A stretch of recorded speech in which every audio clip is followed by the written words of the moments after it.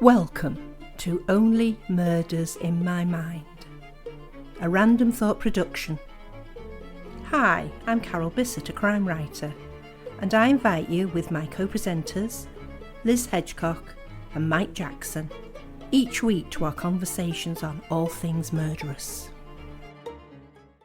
Hello everyone, doesn't Thursday come round quickly? I bet you can't wait, can you, for another episode of Only Murders in My Mind with the wonderful Liz Hedgecock. Hello. And the marvellous Mike Jackson. Oh, sorry, hello. It's the word marvellous that threw me. I thought, who else is in the room? It does make you sound like you might be some sort of, circus act on a horse. Marvellous Mike Jackson. Yes. Here we go. It wouldn't take long before they Roll start having up, a go at me. roll up. If you jump through a flaming hoop, I'll take back everything, Mike. Yes. If I jump through a flaming hoop, then that'd probably be the end of me. So we're here with our cups of tea and our biscuits, just three amigos chatting about, and what is it today? I'm looking forward to this one. Dark comedy and crime fiction. There's quite a lot of it out there, and I must admit, I am one of the fans. I love this sort of stuff where it's a bit gruesome, but at the end it's, there's the odd thing in it that makes you chuckle sort of thing. One that straight away comes to mind is Dexter. The one about is that on Netflix? Or anyway, it's about a blood analyst working in America, and his particular speciality is blood splatter. Ew. So he can tell from the way the blood is dispersed, how the person was killed, where the murderer was standing, etc. And he's very good at it. There's just one drawback: he's a serial killer himself. And is that how he got his expertise? No, he went to college. That's what he told them. Yes, but a lot of this comes down to nurture or nature in his case. But it is, I found it's very gruesome in parts, but I've also found it extremely funny in parts as well. I did sort of disconnect with it, though. I got into about at the end of the third series, beginning of the fourth series, and I thought, do you know what? They're just rehashing the same thing over and over again. And sometimes that happens, doesn't it, when a series is very popular? They'll put any content on to make people still watch. But when we discuss this at our we have production meetings, folks. They're proper breakfast meetings or lunch meetings, aren't they, John? Just nod. Where we discuss what we're going to talk about on this podcast. And as I've said before, we're very open to suggestions from our listeners, as long as it's not rude and it's... I don't know. It's something to do with what we normally talk about. Goodness knows what we normally talk about. Oh, go on, Liz. What's your take on this one? Oh, well, I do love a bit of humour with my crime. As you know, I tend to kind of be towards the cosier end of the spectrum, but thinking of the C.K. McDonald books. Oh, yes. And those are great fun. Yeah. So, yes, I love that kind of slightly twisted nature of it. And I think we've talked before about Bancroft, haven't we? Yes. In Stranger Times. He's amazing, that character. Yeah. I mean, the thing is I think when you're writing about or even reading some sort of gruesome murder mystery crime, sometimes you do need that dark humour in there. And I think people often use the dark humour to help people get through some of the gruesome bits. Yes, it's a release, isn't it? It's a release. I read somewhere, for instance, I've never seen Silence of the Lambs. No, I have. But apparently Hannibal Lecter makes darkly humorous remarks about eating his victims, which, while chilling, reveal his warped sense of a superiority and detachment from conventional morality. With fava beans and a nice Chianti. Yeah. Don't do that again. But you see, that's exactly what it does. It's chilling. It's but making, I am laughing at the same time. Liz is shivering and laughing at the same time. So it's when it's done well, it's very clever. And there's parts of that, even though I liked it as a psychological thriller, the bits, there are bits in it where I have to shut my eyes because I can't bear to watch. So it is slightly on the horror side as well. Oh, it is absolutely on the horror side. It worries me when Carol says it's slightly on the horror side. Well, come on, you've experienced Carol's books. Yeah, and they can be a bit bloody. I've read them. I must admit, sometimes I'm sitting there really thinking, flipping heck, and she seems so nice in person. This little old lady writing about horror and people having things hacked off. You're not a little old lady. To date, I don't think she's had anybody eating somebody. Oh, no. Oh, don't give her ideas. No, I was trying not to. This is one that I've not read or seen, so I'd like go American Psycho. Does that come under dark comedy? I've never seen it, so I'd say I there's definitely some humour in that, yeah. Because it again, we do try and get some background information on these subjects, and I was doing some research, and it kept coming up all the time, and I was thinking, it doesn't sound like it's going to be funny in any way whatsoever. American Psycho. So yeah, so you're like me, you've never I've never seen it. Maybe that's one for film night, John. Yeah. Quite possibly. I think sometimes though, when you have this, this kind of villainous protagonist or even an anti-hero sometimes. I mean, if you think of someone like Jackson Lamb. Yes. And he's really rude. Yeah. And offensive to his staff. Oh, yeah, he is awful to them. Yeah. But at the same time, he is very funny. Yes. Yeah. I mean, he is. Yeah. You roar laughing at some of the things he comes shocked, out with. but you're laughing. Yeah. Partly because it's fiction. And it's making that distinction, isn't it? Because with humour, you have to be careful how and what you say. With dark humour, I think you can get away with being offensive and rude and almost because it's a dark humour, and often the character that is involved with this dark humour is an unpleasant person. They can almost get away with anything, and they do it by putting in something that you think, oh, I don't like that, but it made me laugh. Yeah, and it puts you in an interesting place because Yes. sometimes I feel uncomfortable for Yes. laughing. Yeah. Would you say Killing Eve's got some comedy in it? Oh, Very much so. yes. Yeah, well, I would, but I thought that's maybe just my warped mind. No. I mean, I think no. She's very.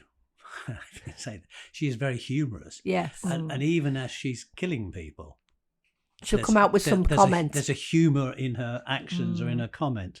I can remember one episode where she's at a party and she's killing some sort of diplomat or important person, rich person, and I think she takes something out of her hair, a hairpin, and either puts it through his eye or through his head. And as I'm saying this, I'm thinking, oh, how gruesome. But she does it in such a way with a smile on her face and a probably a throwaway comment that you can't help but smile at the same time. Yeah, I remember that. And when she did it, I was going, ooh. And then she comes out with the punchline and you go, yeah. It's a bit like, another series where she pushed somebody under a lorry or a bus. Yeah. And it made everybody go, oh, I wasn't expecting that. But there was some sort of throwaway comment at the same time. Yeah. Which I don't know whether it's meant to sort of lessen the what you've just seen, the horrific, make it more acceptable, I think, for the viewer. Yeah. Otherwise, or it would have been too alternatively, dark. make you think about just how unprincipled and amoral she is. That's right. Yes. Yeah, and her view on life is and like, again, it puts you in a very strange position. Yep. Yeah. Where you know that this character is doing terrible things, but you can't help going, that was quite good actually. Yeah.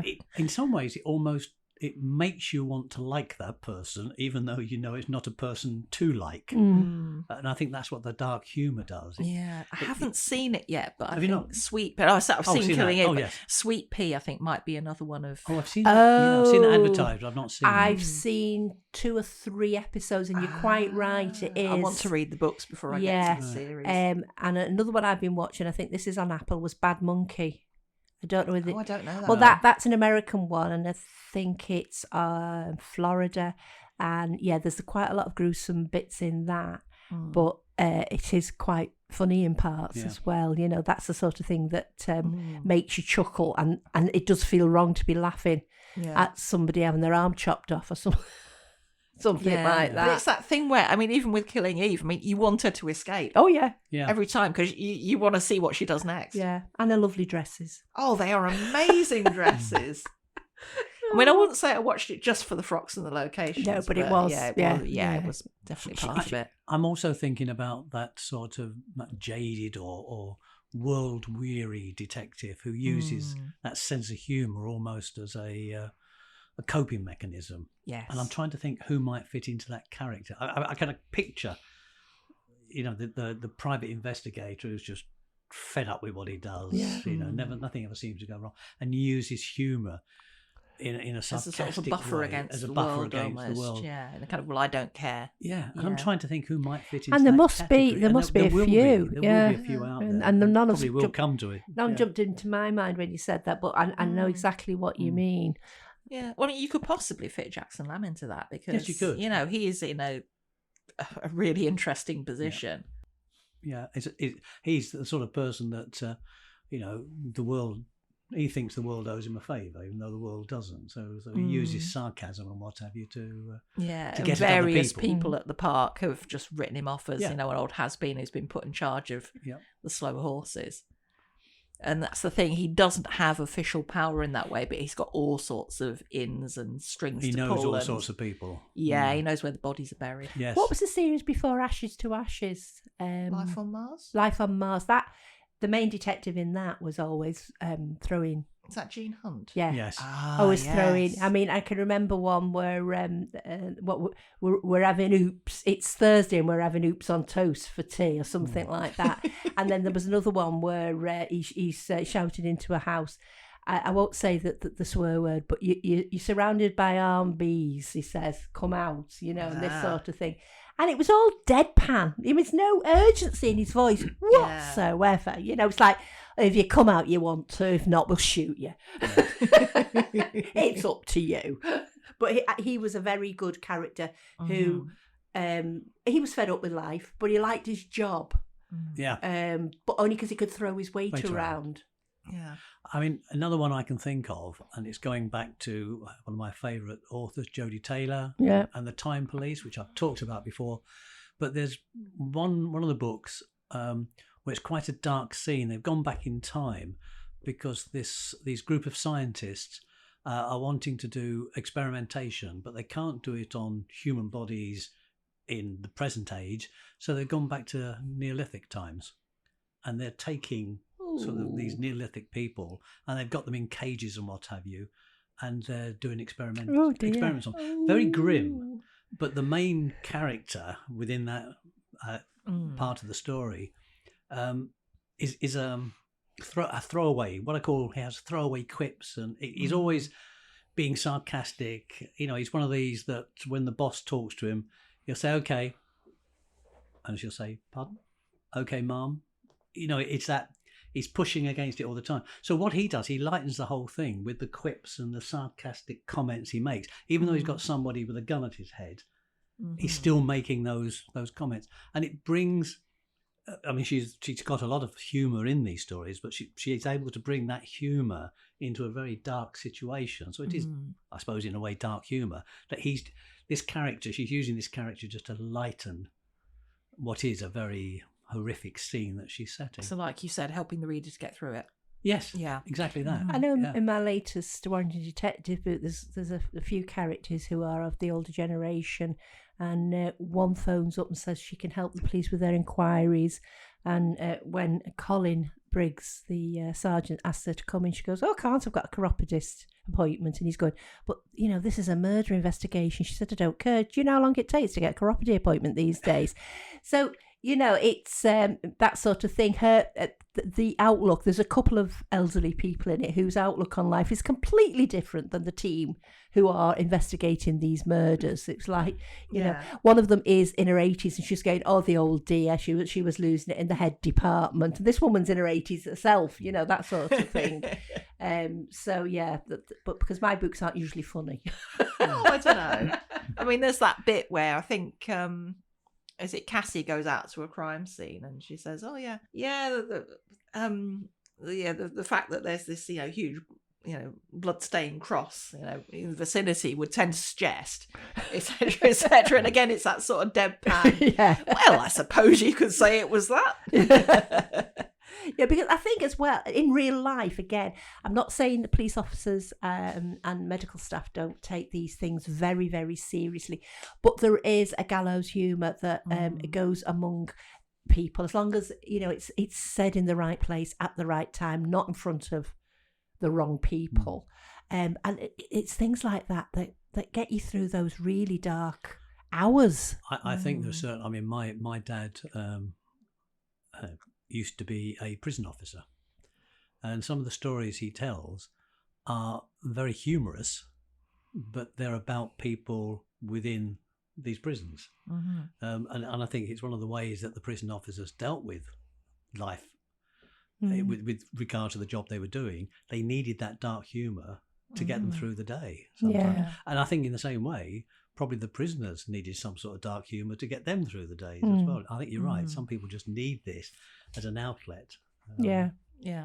And I think the thing with writing and with crime stories or murder mystery stories, it's getting it right that is the clever bit. Yeah. Because sometimes you can be humorous in something that would put the reader off and think, oh, hang on, that's not at all funny. So it is being very, very careful. Because I think you two both use, dark humour Yes. really well. I mean, you you've got do lots your of short short stories. stories. Like. Oh, yeah. So is it a conscious choice that you make, or is it just something that you naturally do? I think with me, it might be something I naturally do because I've always been. I got this from my dad and all my family. We tend to use dark humour when we're together. When we're having not necessarily dark humour, but humour, by having a go at each other and taking the mickey. So I've always been that one that I can.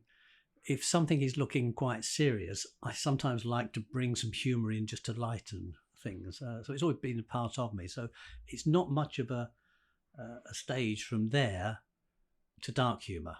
I mean, if I've got a friend who is quite elderly, and Me? yeah, no, even older than you, Carol. And sometimes we have dark humour because I mean she's in a mid-90s. Oh no, and not sometimes we'll have this dark humour about so when you die, can I have your that sort of conversation? Blimey. Yeah, but it's the pair of us, and it's Yeah. it's just a humorous part of me, and she's got the same.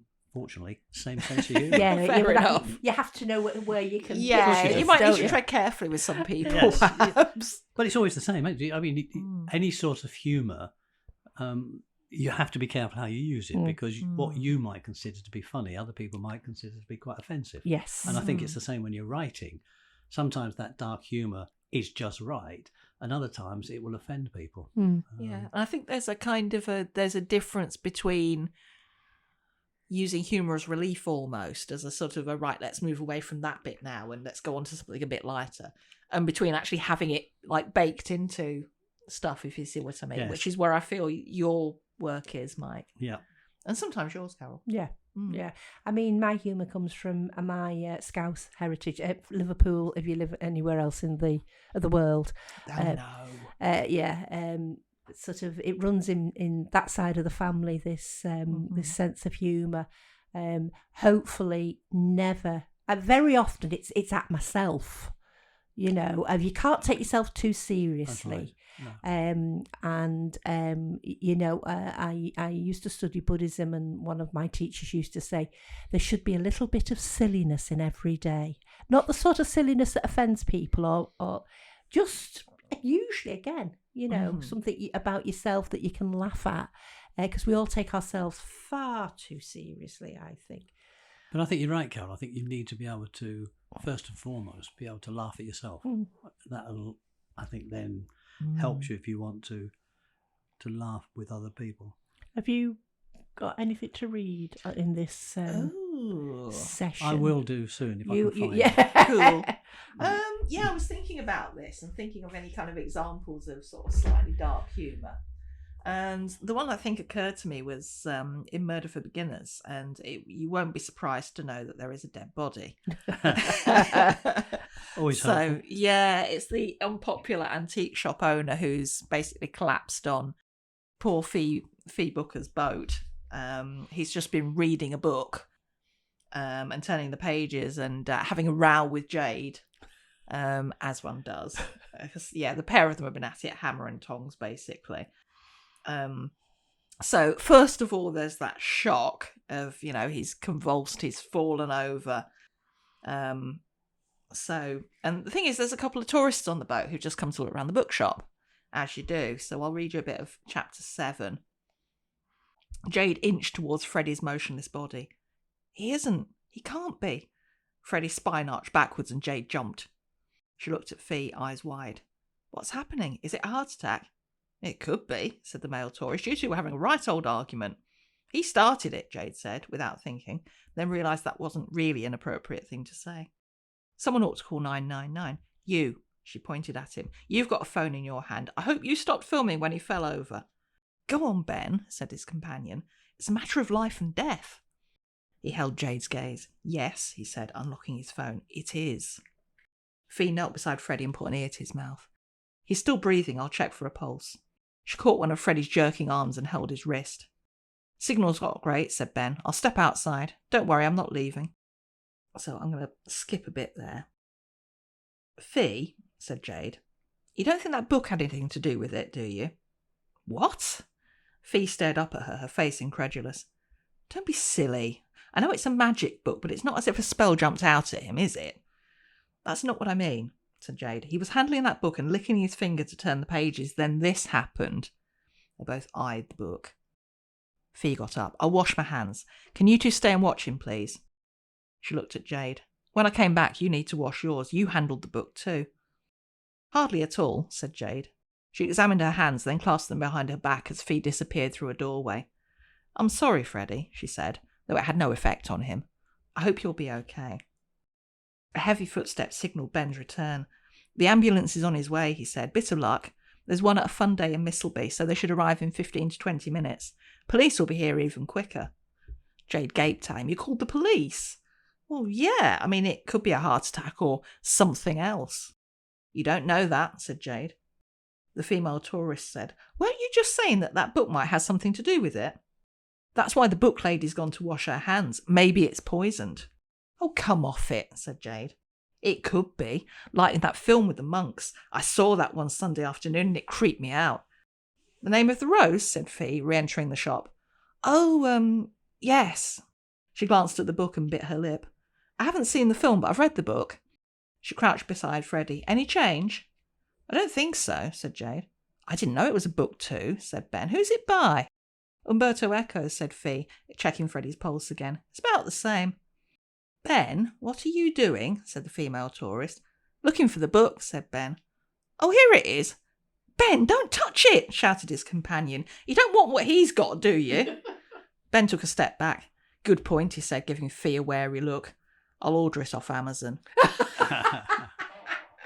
And I wanted to kind of mingle the oh my gosh, what's going on with Freddie, with occasional sort of, you think he's quieting down and then he'll kind of jerk and freak them all out. And then these tourists asking about this book. Yeah, because that's what people do, don't they? They lick the finger, turn the page. Yeah. It's one of those reflexes that we don't realise we're doing. And if it's laced with something deadly, I think it's a really good way of killing somebody there, isn't it? I'm sure I've seen it done somewhere else. Yeah, I'm sure. And I was thinking of The Name of the Rose with it. I mean, it's a bookshop. You've got to do these things. I've got a couple. Go on. Maybe even 3. If you're interested, these all come from a book called Tiny Tales, which you can buy on Amazon. And it's I like writing. You can order it with The Name of the Rose. Yeah.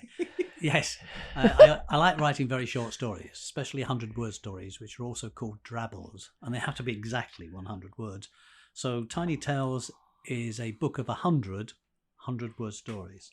So here's one. It's called Trick or Treat. There's the front doorbell again, Charlie. Must be the 3rd time tonight. It'll be more youngsters, I expect, out trick-or-treating. Shall I go or will you? I'll go, love. You have a rest and finish your cup of tea. What shall we do this time, dear? Trick or treat? A treat, I think, Charlie.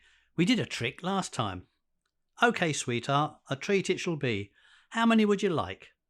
Bring 'em all in, Charlie. I'm feeling peckish. Some nice young chewy bones will go down a treat with this cup of tea of mine. And this one's called Number 6. I'm telling you, Wendy, it's the best book I've ever read. The instructions are extremely clear and the illustrations are wonderful. I've been experimenting on Trevor with one or two of the suggestions. He complained about feeling poorly after I tried out number 4, so I knew I was on the right track. In the end, I went with number 6. You enjoy it, Wendy. It worked a treat. More blood than I was expecting, but I soon cleaned it up. The two ladies continued chatting as they thumbed through their favourite book, 10 Easy Ways to Kill Your Husband. So I think even in a very short story, you can... Yes. And I think sometimes it's about taking the norm, like trick-or-treating. Yeah, it's that juxtaposition and of just the everyday and a nice cup Yeah. of tea. Or, giving it a twist. did Trevor like it? Yeah. Do you say you got another one? I'm going to find another one, but keep talking amongst yourselves. Right. Well, I want Talk to about the weather. I want to mention one of the books when I did the research. Now, to put this into context, if people that know me will know, I have this sounds weird, a lobster necklace, and it's huge. It's bigger than a real lobster. I absolutely love this lobster necklace. It is great, and it is big. And I've got a habit of saying the world's your lobster instead of the world's your oyster. Anyhow, there was a local restaurant that we used to go in, and it had a tank with lobsters in, and people used to come and point to the one they wanted, and I used to call it the tank of death, and I refused to sit by it. And every time somebody would go and point to one, I'd go, "Oh, what are they doing to Snappy?" Like that. And then I saw this book, which I'm going to read, and it's called Revenge of the Lobster Lover, right? Ah. It's set in, does it say, I found here, it's a fishing village in America where they have a lobster dinner every year to celebrate the lobster season. Mm-hmm. And in comes somebody called Camille, and she is the leader of the Lobster Liberation Legion, and her task is to free all the lobsters. So I'm with her, but this was one that came under dark comedy, crime fiction, and I thought, yeah, that sounds like the sort of thing I'd enjoy. Yeah, so I'm going to be the British member of the Lobster Liberation Legion. The only problem is if you wear that necklace, you might get, spotted. I might Yes. do, might. You They'll might. Know, they'll know, won't they? You'll have to wear it under your jumper or something, Yeah. so it's still there but not visible. The hidden lobster. Yeah. The thing with this lobster is, though, it's jointed, so when you walk, its claws open and close. It's very disconcerting. I didn't realise this until somebody was staring at it, and I thought, why are they looking at my chest? They weren't looking at my chest, they were looking at my lobster. So That's what they told you. that's what they told me anyway, yeah. So have you found one, Mike? I found 2. Cool. Ooh, These would be a nice conclusion to this episode. definitely. No pressure. This one's called The Battleground. I'm not surprised it should end here. This has always been the hub of our home. Evening meals as a family, kids covering the table with their homework. Then, when they left home, it became our battleground. You occupying one end of the kitchen table, me the other. Taking turns to throw barbed comments and hateful accusations across no man's land. I'm not sure what was different about today. It might have been something you said, or one of those looks you sometimes give me. I just remember lashing out with the bread knife again and again. So utterly satisfying. Time to talk. Is this where you left him? Yes, boss. In a hole just to the right of those deserted buildings. He thought he was being buried alive. You should have heard him scream. We did as you said, boss. Put him in a coffin, lowered it into a makeshift grave. We left holes in the lid to make sure he could breathe. Excellent work, Jimmy. Is he being more talkative this morning? Can't shut him up, boss. He's told us everything. Good. Now put him back in the coffin and bury him again. Oh, this time, Jimmy, cover up the holes. Now, I don't know whether people find that amusing, but I do. That's kind of grim. Grim, yeah. Yes, It's Yeah. grim up north. indeed. Yes, I'm slightly perturbed by, your past as a primary school head teacher when I hear this stuff. Yeah, yes, well, rightly so. I'm sure you were much more humane in real life. Yeah, another one. What's she worth? I lit another cigarette and waited, my eyes fixed on the phone opposite me. Even though I'd been expecting it, the shrill tone of the phone ringing made me jump. I lifted the receiver and listened. A muffled voice said, "Do exactly what I say, and everything will be all right. 20,000 in used notes. We'll tell you where. Involve the police, and the lady dies." Then the phone went dead. I leant against the wall and slowly finished the cigarette, wondering if the lady in question, my wife, was worth £20,000. On balance, I decided she wasn't. Ooh. Da, da, da. Dun, dun, dun. And on that note, Yes, that cheerful note. yes, so we'll bring this episode to a conclusion. Please give us some ideas of what to talk about. If you have anything in particular you'd like to hear, have we mentioned the blog on this episode? We haven't, no. Nor have we mentioned about liking us on YouTube, Yes. subscribing, Yes. following us, and whatever Yep. else you do Enabling on YouTube. notifications. Yeah. Yeah. So our subscriptions are going up week by week, one by one. We're getting there. As I say, another 800 and we'll be in the big time. Butterfly effect. Yes, exactly. Yeah. No, And- we're One very, subscriber now. We're very, Ooh. very grateful to everybody. World's our lobster. And visit us on our blog, which you can be found at onlymurdersinmymind.wordpress.com. Which has got a lot of information on it, hasn't it, Mike? And I think, if I'm not mistaken, John, there is a link at the end of every podcast episode. In the comments, there's a link to the blog, but there's also a link to Carol's Amazon page, Liz's Amazon page, and my Amazon page, especially if you wanted to read and buy Tiny Tales, 100 word stories. Yep. A word from our sponsor. So thank you once again for listening, and we'll be back next week. Bye for now. You have been listening to Only Murders in My Mind, a Random Thought production, produced by John Bissett. The music in Peril was composed and recorded by OM Studio Strings.